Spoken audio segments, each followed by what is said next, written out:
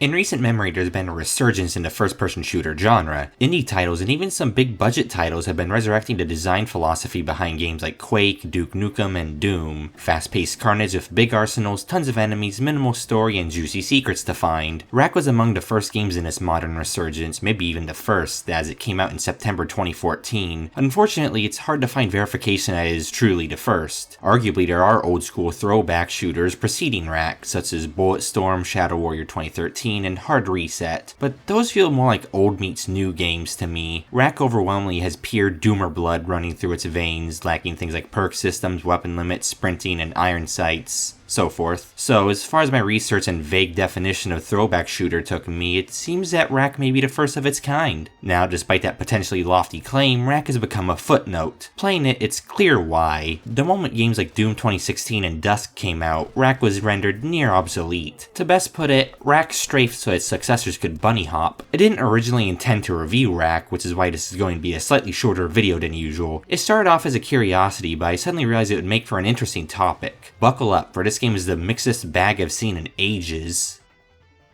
Wrack is exclusive to Steam, $10 off sale, $2 on sale. Those are American bucks, as in the kind that you find outdoors. Wrack just about runs straight out of box. Yeah, just about. For whatever reason, it defaults to a 640 by 360 resolution. While I appreciate the vague attempt at 90s authenticity, that's 16 by 9, and I don't want to play games at such low resolutions if I don't have to. It took some aimless fiddling to fix it, which is weird. In addition, this game also has some most sickening head bob I've ever seen, so just disable that ASAP. I'm not one to get motion sickness, but it genuinely made me dizzy here. At least there's an FOV slider defaulting to a gentleman's 90 degrees, so that's neat. Now I have to mention this sooner than later. Wrack comes with a level editor, which can be selected when you launch the game. It has a Steam workshop where you can download map packs that seem to allow for custom assets. That's actually a huge plus side for Wrack, though you have to learn a slightly complex looking editor to make a level. On the surface it's very reminiscent of Hammer, which I don't know too well. I ultimately didn't get to make anything, so oh well. I considered exclusively using footage from custom maps in this video just so people would get really confused, but I opted not to. You'll see a lot of knee deep in a dead since I recorded tons of footage of it, way more than necessary. The level design segment will only cover the levelship of the base game and not the community levels. There's not a big selection anyways, there's like 50 WADs on the workshop in total at this point. Kind of a shame, but what can you do?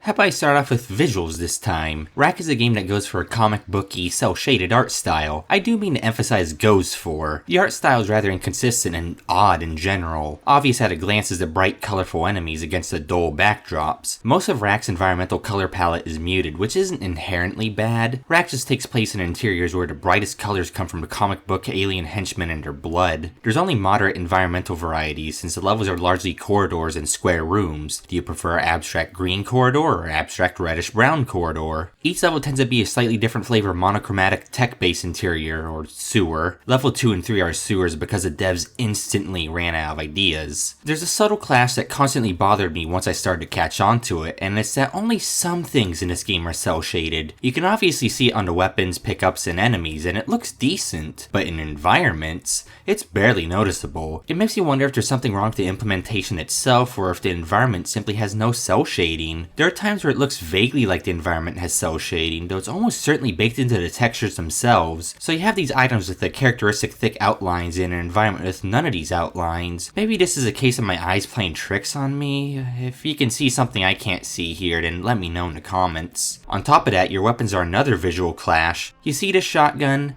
I do like the way it looks. It's a pleasant compromise between being practical, cartoony, and geometric. It fits in, I'd say. See this sword?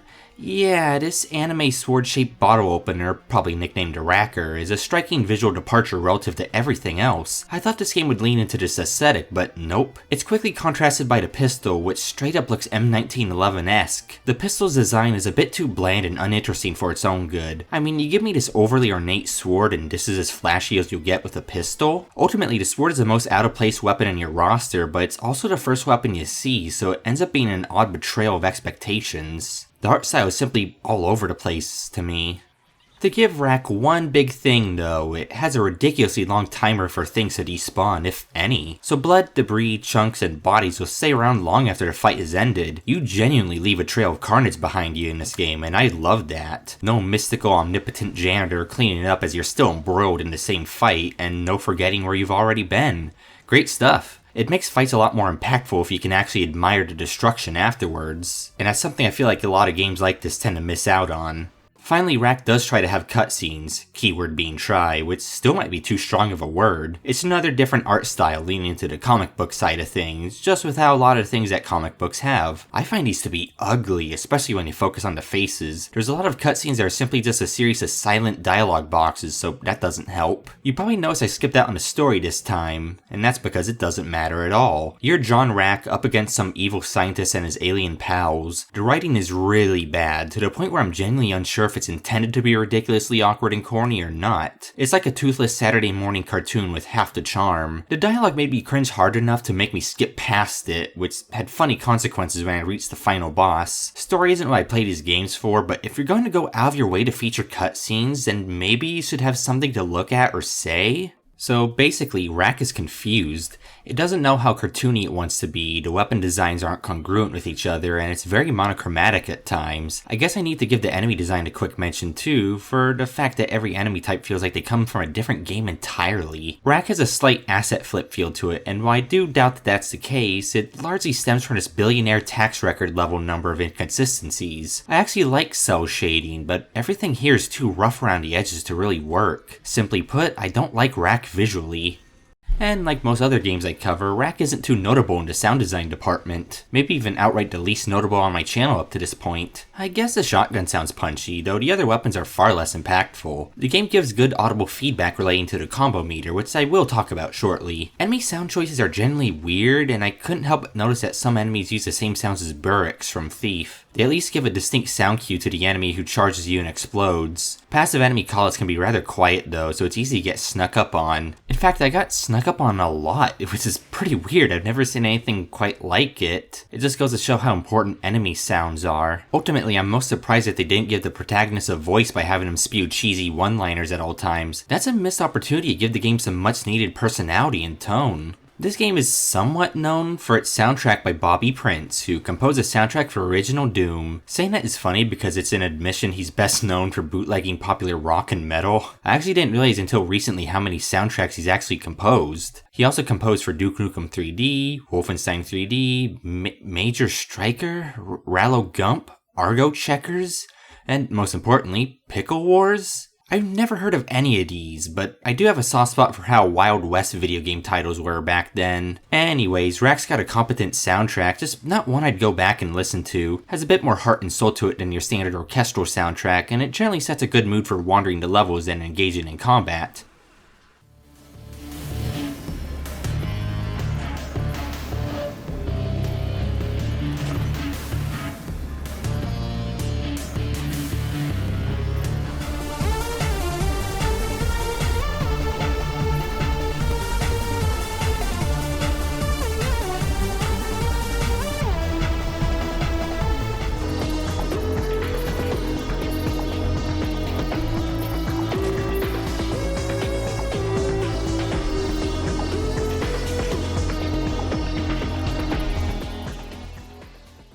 Definitely the best part of the sound design. I didn't find it overly memorable though, and I ultimately don't have too much to say about it beyond it's alright. So let's move on to gameplay.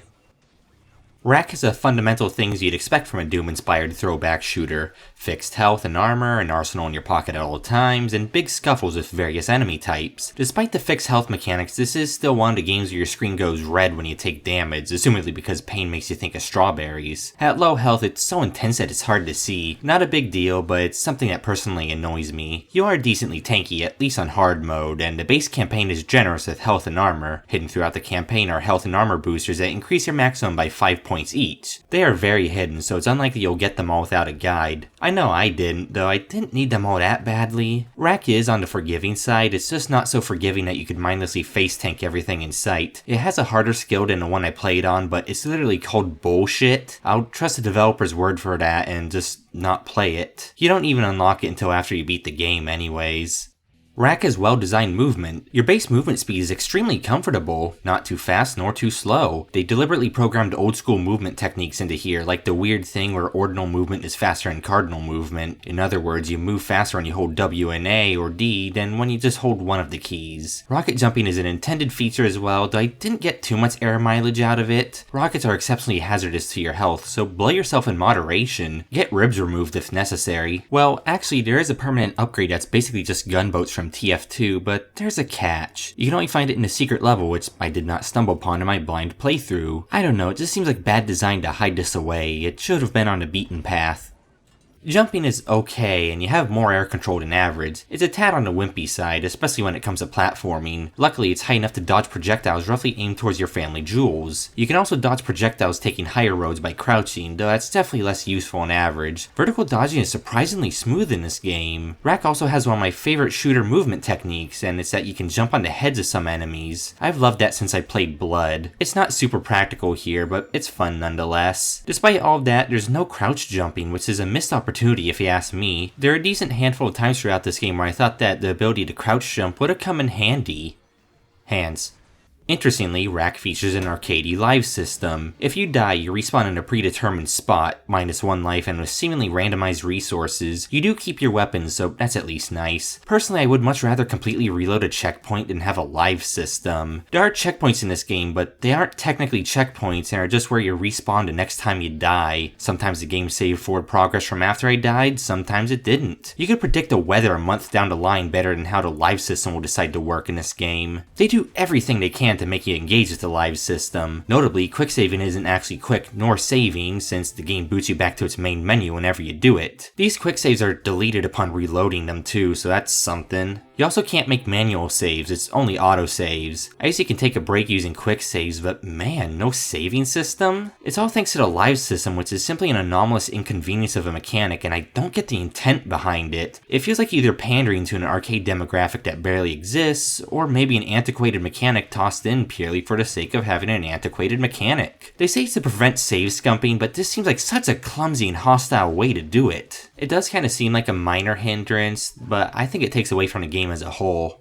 One of Wrack's box advertised features is its combo system, which is a big mixed bag. Fundamentally, it's what you'd expect. Kill multiple enemies quickly to start a combo, with each enemy you kill in rapid succession adding to the combo. Giving corpses also prolongs the timer a little. This timer is strict and varies from weapon to weapon, with the plasma rifle in particular giving you almost no time to chain a combo. You can finish your combo early with a special attack, which is basically just a souped up version of your current gun's primary fire. The larger your combo, the stronger it is. These have a full second of wind up obnoxiously, though they can still rack bad guys pretty good when the planets align. The combo system is mostly about score. Yeah, score, that thing you care so much about. Scores for extra lives and bragging rights? Nobody would proudly proclaim, "I have the world record high score in 2014 indie first-person shooter Wrack," though I imagine the developers thought that would be the case. I guess if you're big into score, you'll appreciate this mechanic. Score routing in this game is probably painful, but when is it not? As someone with zero interest in score, I ultimately only ended up caring about the combo system when I felt like I had decent opportunities for combos. Trying to force it only made the game less enjoyable to play. In fact, I inherently don't like the idea of a combo system in the first place, since it forces you into playing in specific ways. A big part of fun with old school shooters is that you can often approach fights how you want, at your own pace, prioritizing enemies and using weapons as you see fit. Here, the game seemingly wants you to charge into combat while also carefully rationing out damage so that you can kill enemies at appropriate points in your combo. It's not as micromanagey as that might sound, but it ends up giving the combat an odd flow to it I haven't really seen in many other games before. In my mind, the game loses out on strategic enemy prioritization, because now you have to think about who you can kill next rather than who you should kill next.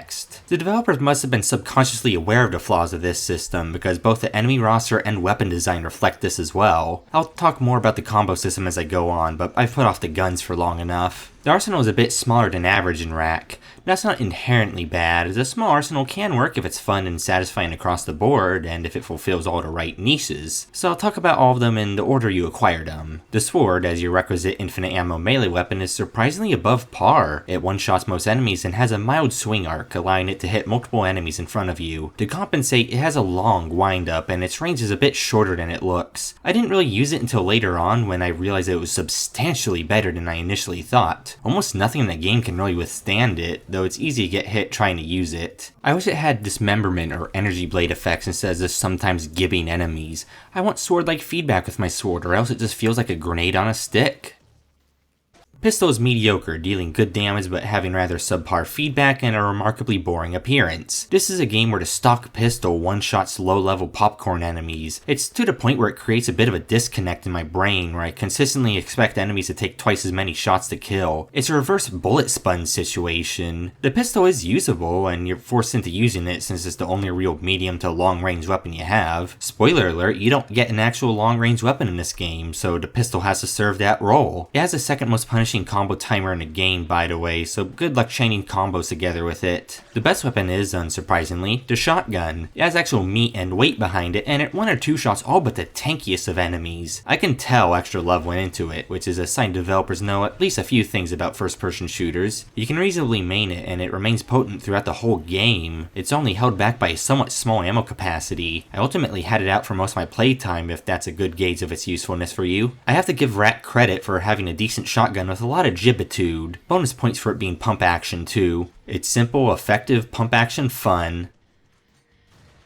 Plasma rifle is decent, but rather boring. It's powerful, sure, glasses hordes of bad guys pretty reliably. Pretty short range thanks to its intense projectile arc too, though I'm fine with a fully automatic Tibetan war cannon. But again, there's something lacking in its feedback. The firing sound is weak, and I feel like it would benefit from a flashier appearance in general. You're making a throwback shooter, so I wouldn't hold it against you if you copied Doom's plasma rifle a little bit. It's hard to top that thing. Combos with this thing are often impossible outside of rooms designed for it, thanks to its extremely unforgiving timer. It's the weapon I reserve only for emergencies and bosses. Definitely one of my less favorite plasma rifles out there. Next up, the rocket launcher, which feels like it comes rather late in the campaign. It's a fantastic meat mincer, even if it's sluggier than a snail. Being most powerful per shot weapon in the game, and the only AoE weapon, it's inherently fun. Next to the shotgun, it's the only other weapon I think they nailed. Helped me get some of my meatiest combo, so that's a bonus points in more ways than one. A good rocket launcher is close to being as important as a good shotgun if you ask me, and hey, Wrack got it right.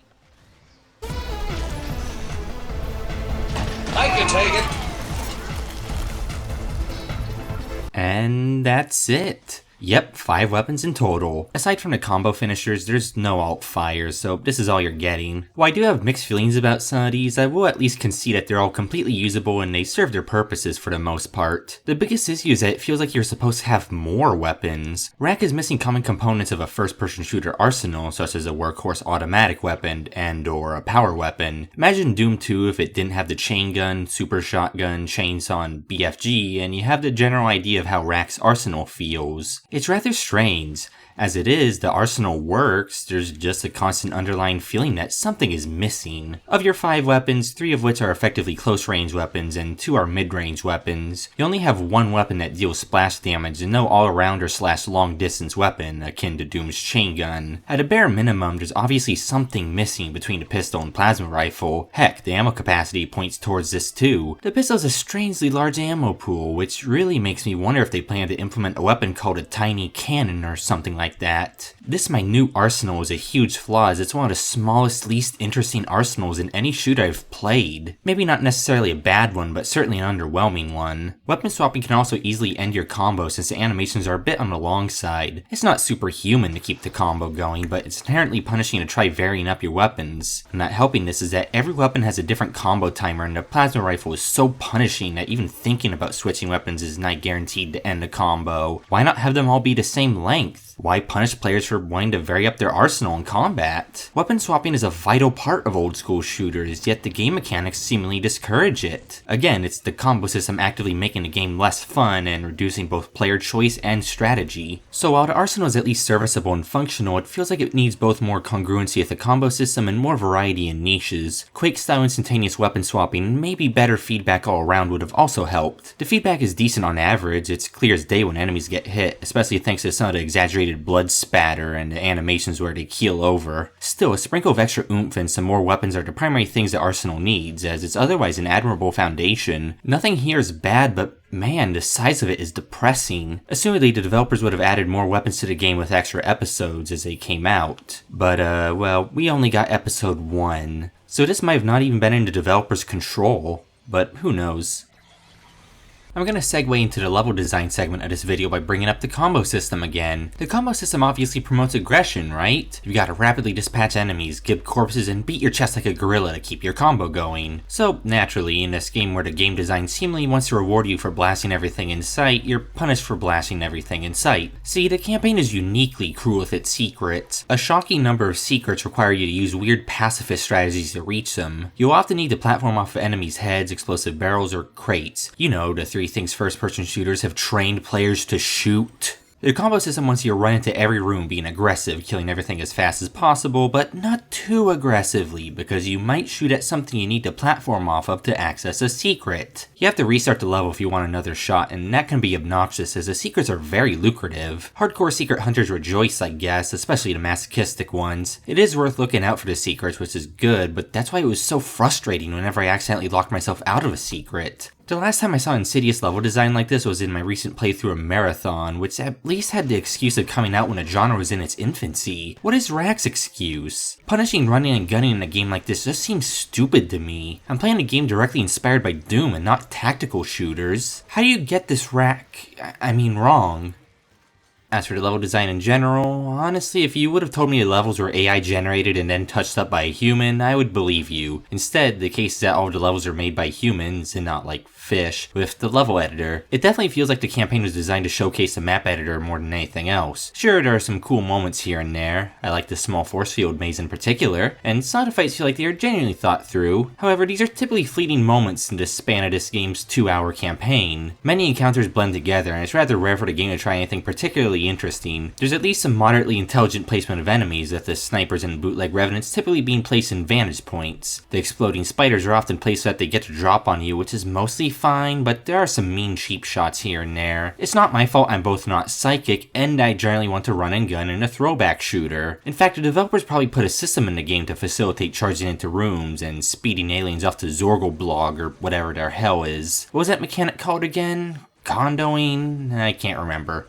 Enemies don't tend to hit particularly hard and come in greatly varying numbers. Either you get absolutely swarmed and God himself creates a bunch of bad guys on top of you, or there's like 2 dudes sitting around. Maybe these random stragglers are to help you chain combos together between rooms. It never really felt that way. Even so, big encounters either lock you into the room or bottleneck you at the doorway. There are plenty of fights where ambushing enemies as they charge the doorway down felt like the right thing to do, though you do have to be careful as your enemies are advanced space aliens with laser weaponry and therefore do not understand doors. Enemies will swarm hump doors and other entryways, so you may be in for a nasty surprise if you run away. I tried to avoid door fighting like that, and I took the game up on its combo system for the most part. It's not like the combat is particularly hard, but I feel much less inclined to be aggressive if the encounter effectively starts with a dozen dudes 100 feet away spewing projectiles at the door I'm coming in from, especially when they're homing projectiles. Your arsenal and the game design push you towards an aggressive, close-range playstyle, so naturally, a lot of fights start with enemies far out of your most effective range. Smart usage of range and sightlines are important in FPS level design, so this contradiction hurts the flow of many arenas. I guess the combo system sort of acts as a motivator to charge in. Not a great one, but I guess it's there. The rooms where the door locks behind you and you get ambushed by a massive swarm of enemies can be fun. You never really know when they're coming since the game is super sporadic with it. Whether that's an upside or downside, I'll let you decide. Sometimes these big fights are untelegraphed points of no return, which is a big level design pet peeve of mine, especially in a game featuring secrets. Still, some big battles got the blood pumping, which is probably the biggest compliment I'll give Wrack today. I mean, I can't say I didn't have fun from time to time. Wrack's arena design is innately primitive, but that can work in its favor. Don't expect a wheel to be reinvented. The world is mostly square anyhow, and the same goes for the Earth itself.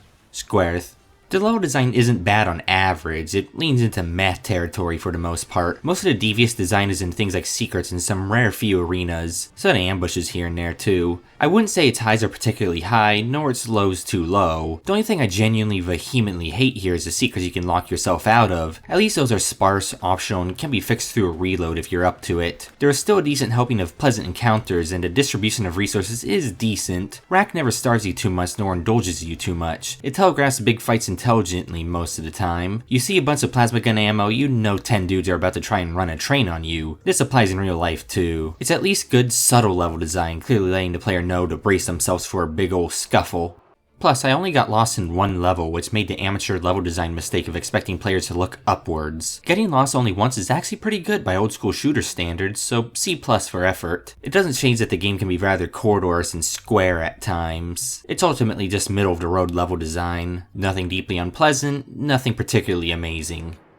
This last point applies even to unofficial levels. Wrack is one of those games where the platforming is often more difficult than the combat. Wrack is crammed to the brim with instant death pits and hurt floors. Getting hit dozens of times in one fight is fine, but missing one jump? Oh, you'd better believe that's a firm pegging. Complementing this is the red spike balls, which, I learned the hard way, instantly kill you when you touch them. Their hitbox is larger than a moon if the moon was exceptionally larger. How's this even remotely fair or sensical? This might be fine in a platformer, which Wrack isn't. Overly punishing platforming just has no place in an action-focused shooter.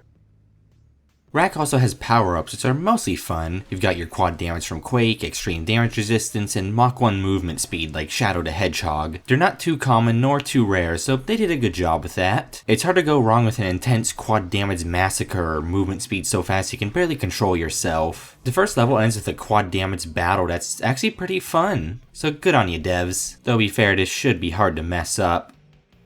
Enemy design is also pretty straightforward. It's all archetypes you've seen before. Short melee enemies, weak projectile spewers, tough projectile spewers, turrets, gunman chronicles, homing projectile flashbacks, tough fisters, etc. The enemy variety isn't super high, especially because a lot of them reuse palette swap versions of the same model. It's a small roster that generally works fine for the game's purposes. You've seen just about everything here before, so it's not worth talking about in an exceptional detail. Enemies are frail in general, and even the toughest non-boss enemies can survive only 5 blows from the sword, so this game doesn't have damage sponges. Better yet, it has almost no hit scanners. These red lizards have a well-telegraphed wind-up hit scan weapon, so you can dodge it if you get into cover or speed kill it, but they can shoot behind themselves for some reason. Similarly, the golems have a ground smash attack that behaves incredibly weirdly. I've never seen anything quite like it, but time jumps always dodge it. Instead of hit scan, however, Wrack prominently features my other most hated projectile type, homing projectiles. While most common enemies in the game, these purple lizard henchmen, shoot out a projectile that homes in pretty brutally, borderline around 90-degree corners. They're placed a bit too frequently and make running and gunning considerably more punishing. If their homing was weaker, they'd fit into the game better and feel less like diet hit scanners. Some bosses feature homing projectiles, and that's its own travesty.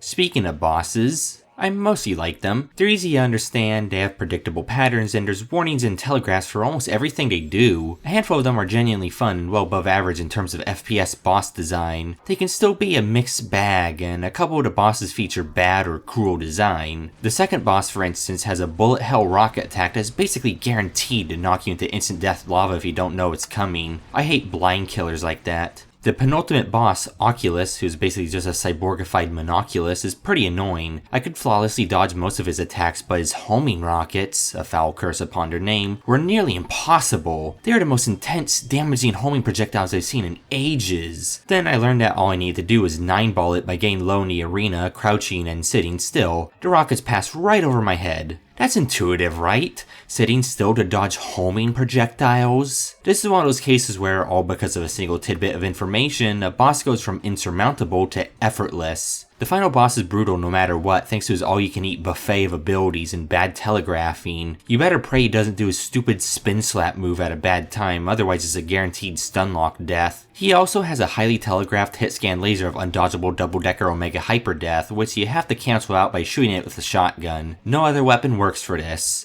Why? And the shield that you have to break with your sword, yeah, that's dumb, it's padding. This is just a badly designed boss and a weak send-off. Game's ending is just a cliffhanger teaser for the second episode that never came anyways. So no matter how you slice it, the end of this game is a joke. Like I said, the developers obviously wanted to make more episodes. According to a developer, interest in Wrack rapidly waned after the full release, so they opted out of making further episodes. Allegedly, the cost of making what we got was very high, and the market soon became flooded by similar throwback shooters. It's a shame because I see foundational potential here. Wrack is certainly not a bad game at its core, and the primary issues come from the things it lacks. And its level design, and the awkwardness of the combo system. Still, I imagine those things could have been rounded out throughout development. Strangely, they ended up making a tower defense-esque adaptation of Wrack called Wrack Exoverse. It seems like it didn't capture public interest either, maybe even less than OG Wrack, depressingly. I didn't even know about it until effectively finalizing my script, so that should tell you something. Maybe another time. Wrack also leans on community content for longevity. Well, leaned is the right word, since nobody makes content for this game anymore. Regardless, it's nice that you have a Steam workshop to scan through if you want more. Of course, I had to pick up Knee Deep in the Dead. That was actually the most fun I had with this game. Most of the mods are otherwise simple, level packs and minor gameplay alterations. Wrack could potentially be revived, to generously word it. It would primarily hinge on the ability to add new guns, enemies, and mechanics through the level editor. I have no idea if it's possible, but I didn't see any mods in the workshop that add any of these things, so it's doubtful. Most of the recent beloved throwback shooters still don't have level editors, so it's a shame that Wrack is so sparse on content, both in terms of community and official content. It's a case where I think the game could have evolved to be something great, but it became a little too obscure. So, Wrack, yeah, I ultimately don't know. There's obviously potential here, but it seems like it'll never be fulfilled. It gets a handful of things right, particularly the movement for me. It's hindered by a lot of questionable design choices, subpar level design, and the fact that it's blatantly unfinished. Though to be fair, when are these indie throwback shooters ever finished to begin with? The combo mechanic especially feels like an afterthought more than an actual integral mechanic. Combo systems rarely make shooters better, and Wrack has one of the worst implementations of such a system out there. If you want a shooter with a good combo system, then maybe look to Necrovision or Bulletstorm. I like their implementations of it. For $2 on sale, I guess you can't go too wrong with Wrack. It's effectively a budget indie throwback shooter. Most other games in this subgenre cost a lot more, so I guess you get what you pay for. It's a bit more of that old school action you probably know and love. You just should temper your expectations. It's certainly no Dusk or a Medieval. It gave me about 6 hours of gameplay in total, and it would definitely yield more playtime to avid completionists. I don't dislike this game, and maybe I've been a little harsh on it. You could do unfathomably worse, but what's here is ultimately just a teaser of a game that could have been really good, given more content and time in the oven. Oh well.